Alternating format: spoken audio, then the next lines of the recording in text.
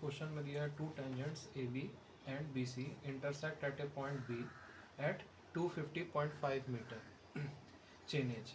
Calculate all necessary data for setting out of a curve 200 meter radius and deflection angle 30 degree by method of offset from long chord. ये सारी चीज़ें जो हैं ये question में given है. Chainage point of intersection बोलिए या चेनेज एट बी बोलिए, ठीक है. तो ये 250.5 मीटर दिया हुआ है.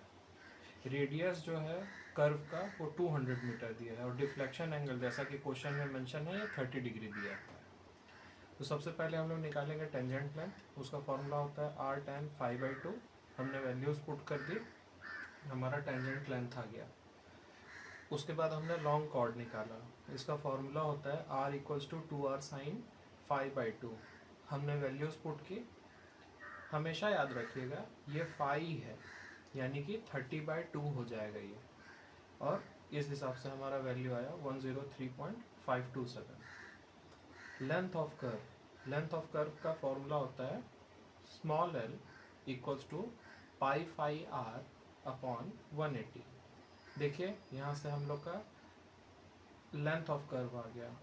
पाई का वैल्यू 3.14 रखिएगा, फाई का 30 दिया हुआ है और रेडियस ऑफ कर्व 200 है. इसके बाद में हम लोग चेनेज ऑफ टेंजेंट पॉइंट्स निकालेंगे, ठीक है. चेनेज ऑफ टेंजेंट पॉइंट्स है तो इसमें सबसे पहले हम लोग चेनेज एट ए निकालते हैं. किसकी मदद से निकालते हैं? चेनेज एट बी में से हम लोग टेंजेंट लेंथ को माइनस कर देते हैं, ठीक है. इसको आप चेनेज ऑफ बी बोलिए या chainage at point of intersection बोलिए, ये दोनों एक ही चीज़ होता है. तो देखिए 250.5 चेनेज एट बी ये गिवन था यहाँ पे. इसमें से हमने टेंजेंट लेंथ जो हम लोग ये निकला है इसको हमने माइनस कर दिया है, तो हमारा चेनेज एट ए निकल गया, ठीक है. उसी तरीके से चेनेज एट सी हम लोग निकालेंगे. तो उसका फॉर्मूला होता है chainage at A plus length of curve.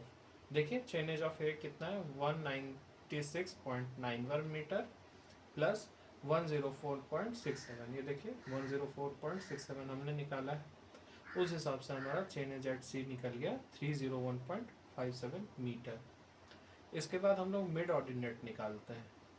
इसका फॉर्मूला होता है m equals to r in brackets 1 minus cos 5/2, ठीक है.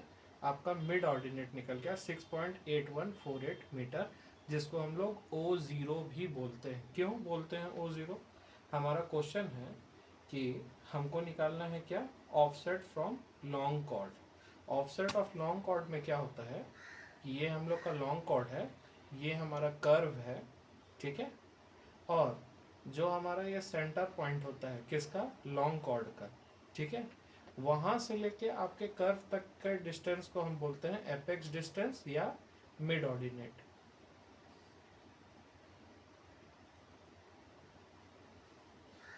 ठीक है. ये मिड ऑर्डिनेट ही जो होता है वो क्या होता है? आपका O0 होता है. हमने मिड ऑर्डिनेट निकाल लिया जो O0 था.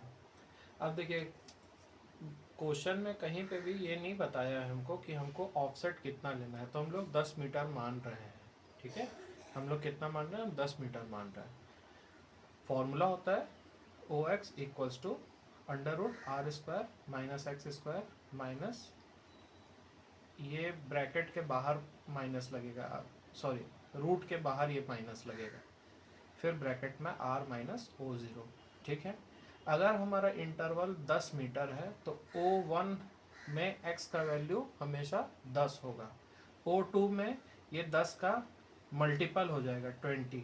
O3 में 10 का मल्टीपल हो गया 30, मतलब 10 3 जा 30, 10 2 जा 20, 10 4 जा 40. यहाँ होता मैंने स्किप कर दिया, मैंने डायरेक्ट वैल्यूज लिख दिए, ठीक है.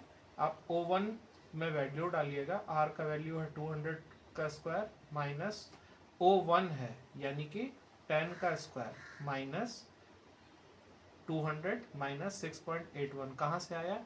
ये O0 का वैल्यू है 6.81, ठीक है. यहाँ से आपका O1 निकला, कितना निकला? 6.56. उसी तरीके से आप O2 निकालिएगा, √200 का स्क्वायर माइनस 20 का होल स्क्वायर, फिर ब्रैकेट अंडर रूट के बाहर माइनस 200 माइनस 6.81। ये जो है ये आपका नहीं बदलेगा, बदलेगा क्या, सिर्फ x का वैल्यू। ठीक है, यहाँ से O2 आया 5.81। सर कब तक निकालूंगा सर, जब तक ज़ीरो नहीं आ जाता। देखिए O5 में ज़ीरो आ गया है, तो आपको जब तक ज़ीरो नहीं आ जाता है तब तक निकालना है। जैसे ही आपका ज़ीरो आ जाता है आपका कंप्लीट हो गया ये क्वेश्चन। ठीक है, समरी में आप क्या दिखा सकते हैं कि सर मेरा ए और बी पॉइंट था, इसमें लेंथ ऑफ लॉन्ग कॉर्ड कितना आया था मेरा 103.527। अगर मैं इसको 2 से डिवाइड करूंगा सर तो 51.76 इधर सर और 51.76 इधर। ठीक है, मेरे को डिज़ाइन क्या करना है, मेरे को कर्व बनाना है, ये बनाना है। तो वही चीज़ मैं आपको बताया कि उसके लिए पहले हम लोग मिड ऑर्डिनेट निकालते हैं। मिड ऑर्डिनेट इतना निकल गया, हम लोग का लेंथ ऑफ लॉन्ग कॉर्ड कितना निकला था 103, हमने 2 से डिवाइड कर दिया यानी कि 51.76 इस तरफ और 51.76 इस तरफ। फिर हमने 51.76 को कितने इंटरवल्स में बांटा, 10 इंटरवल में बांटा। ठीक है, तो देखिए जब हम लोग O1 रखे थे 10 का स्क्वायर रखे थे तो कुछ आया था, ऐसे रखते रखते जब हम लोग O5 रखे यानी कि अंडर रूट 200 का होल स्क्वायर माइनस 50 का होल स्क्वायर माइनस 200 में से 6.81 को हम लोग घटाए तो यहाँ से मेरा क्या आया O5, तो ये किसके बराबर हो गया 0.46। अब मैं क्या करूँगा, ये O1 का लाइन खींचा, ये मैं O2 का लाइन खींचा, ये मैं O3 का लाइन खींचा, ये मैं O4 का लाइन खींचा और O5 एकदम छोटा सा क्योंकि ये ज़ीरो है। और लास्ट में क्या करूँगा, इसको मैं कनेक्ट कर दूंगा तो ये मेरा कर्व बन गया। ठीक है, इस टाइप का क्वेश्चन जो है ये आपके लेंथ ऑफ लॉन्ग कॉर्ड ऐसे सॉल्व होता है। आई होप आपको ये चीज़ समझ में आई होगी। चलिए दूसरा क्वेश्चन देखते हैं। दूसरा क्वेश्चन में लिखा है two tangent intersect at a chainage of 1250 metre and angle of deflection is 75 degree. देखिए इसमें भी एंगल ऑफ डिफ्लेक्शन दिया हुआ है। ठीक है, for a curve of 300 metre radius, एक कर्व है जिसका रेडियस है 300 मीटर। अब क्या कैलकुलेट करने के लिए बोल रहा है, length of curve, tangent length और लेंथ ऑफ लॉन्ग कॉर्ड, ये तीन चीज को पूछा है। सबसे पहले हम लोग बता देते हैं कि इंटरसेक्शन पॉइंट दिया है 1250 मीटर, एंगल ऑफ डिफ्लेक्शन दिया है 75 डिग्री और रेडियस जो है r वो है आपका 300 metre. Length of curve formula में डाल के हमने वैल्यूज को लिखा, सबसे पहले निकाला है length of curve, tangent length निकाला है हमने फॉर्मूला में डाल के, वैल्यूज पुट किया है हमने, टेंजेंट लेंथ निकाला है। लेंथ ऑफ लॉन्ग कॉर्ड हमने फॉर्मूला में डाल के वैल्यूज पुट किया है और हमने लेंथ ऑफ लॉन्ग कॉर्ड निकाला है। ठीक है, इसके बाद हम लोग चेनेज ऑफ टेंजेंट पॉइंट निकालेंगे। ठीक है, एक बार थोड़ा सा बता देता हूँ फिर से। लेंथ ऑफ कर्व का फॉर्मूला होता है पाई फाई आर अपॉन 180, हमने 3.14 डाला है पाई का वैल्यू, 575 दिया था, फाई का वैल्यू 75 दिया था, आर का वैल्यू 300 दिया था अपॉन 180। यहाँ से हम लोग का लेंथ निकल गया, length of curve. Length of curve हमेशा याद रखिएगा छोटा एल होता है, वहीं length of long chord capital L होता है। इसका फॉर्मूला होता है 2r साइन 5/2। ठीक है, हमने वैल्यूज पुट किए हैं और यहाँ से हमने लेंथ ऑफ लॉन्ग कॉर्ड निकाला है।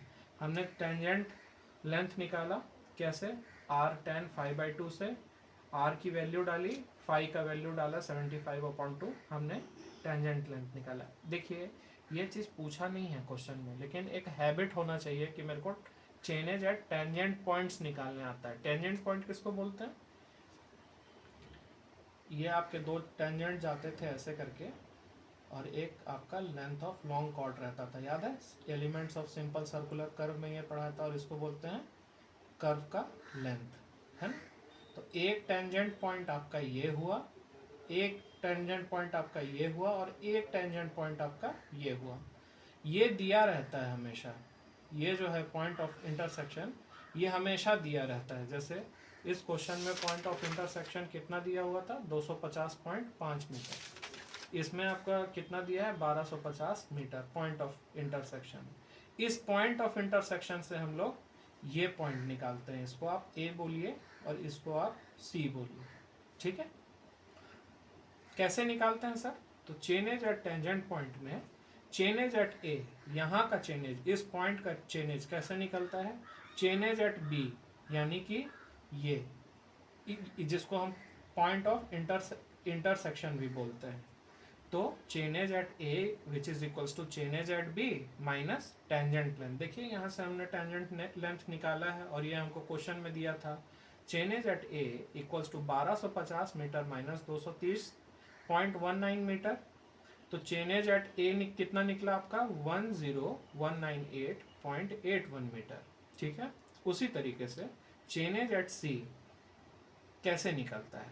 चेन एज एट सी यानी कि ये पॉइंट निकलता है chain as at A plus length of curve. ठीक है, length of curve. Chain as at A आपने कितना निकाला था? 1019.81 प्लस लेंथ ऑफ कर्व कितना निकाले थे आप? 392.5। चेन एज एट सी कितना निकला? 1412.31। ठीक है।